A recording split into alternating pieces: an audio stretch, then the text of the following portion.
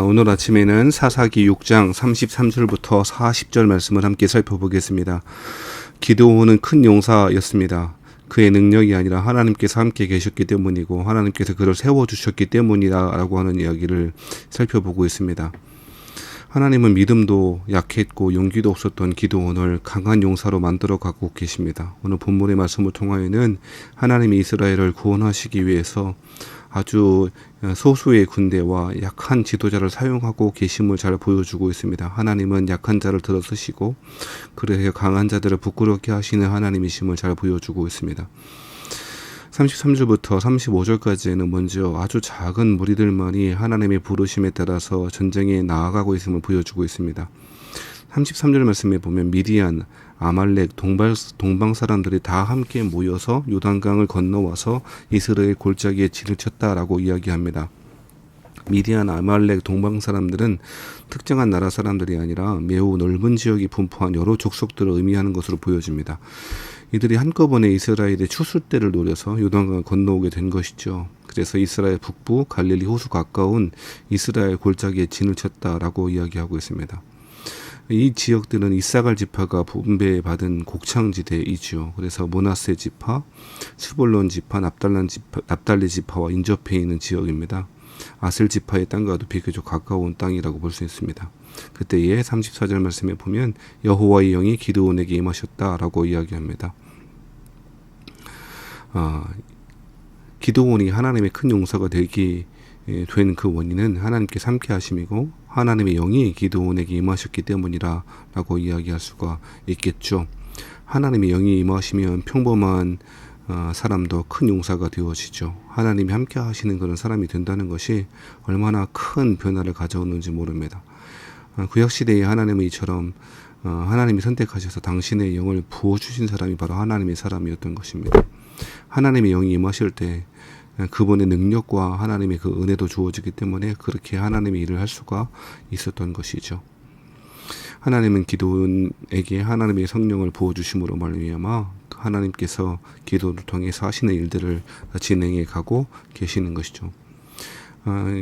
기드온이 나팔을 불었을 때에 이 나팔, 즉 군대의 소집의 나팔을 불었을 때에 응답해서 나온 사람들이 그 지파들이 누구였냐면 35절에 보면 므낫세 지파였고 그리고 아셀과 스불론과 납달리 지파가 응답해서 전쟁에 임하게 되었다라고 이야기하고 있죠. 므낫세 지파는 기드온에 속한 지파이므로 왔을 것이고요.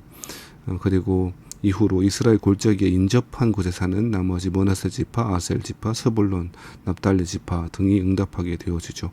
사실상 침공당한 그 지역의 사람들만 모이고 다른 지파들은 강 건너 불구경하고 있는 상황이죠.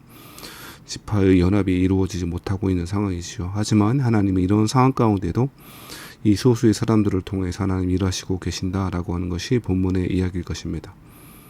사람들의 호응이나 사람들의 반응이 없다 할지라도 한 뜻을 품은 소수의 사람들을 통해서 하나님은 일하신다라고 하는 이야기죠.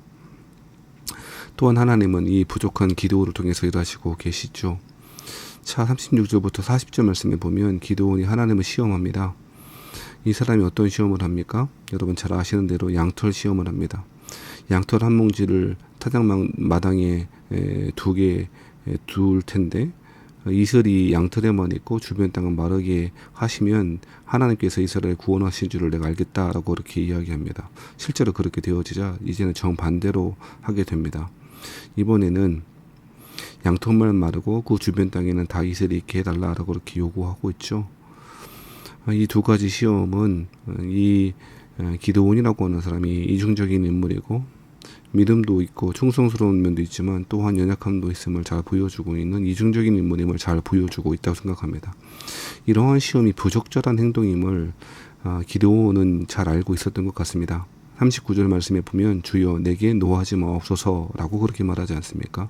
분명히 부적절한 것이고 하나님을 신뢰하지 못한 행동임을 잘 보여주고 있는 것이죠. 하나님은 이러한 사람들을 사용하십니다.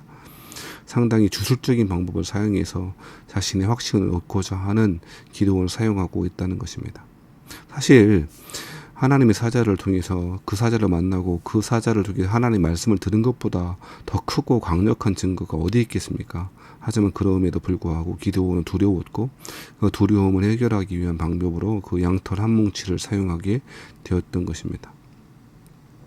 하나님의 말씀도 있고 이적도 보았습니다만 그보다 더 확실한 뜻을 알려달라고 구하고 있는 이 연약한 기드온을 하나님은 꾸짖지 않으시고 여전히 그를 세우시고 용기를 북돋아 주시고 인내하시며 승리의 영광을 이스라엘 사람들에게 주고 있는 것이죠.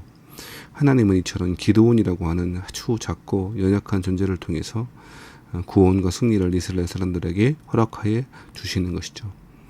이스라엘 사람들이 이러한 은혜를 받을 자격이 전혀 없었습니다만 하나님은 기드온을 통해서 은혜를 베푸시고 구원해 주시는 것이죠. 하나님은 능력과 힘과 권능을 가지고 있는 사람이 아니라 하나님의 말씀에 순종하여 연약하지만 강하게 하시는, 부족하지만 큰 용사로 부르시는 그 하나님의 말씀을 신뢰하고 따르는 사람을 쓰시고 계시는 것입니다. 오늘도 믿음을 가지고 우리의 연약함이 아니라 하나님의 능력을 신뢰하며 우리에게 주어진 영적인 싸움들을 잘 싸워나가시고 승리하시는 저와 여러분 되시기를 주의 이름으로 축원합니다.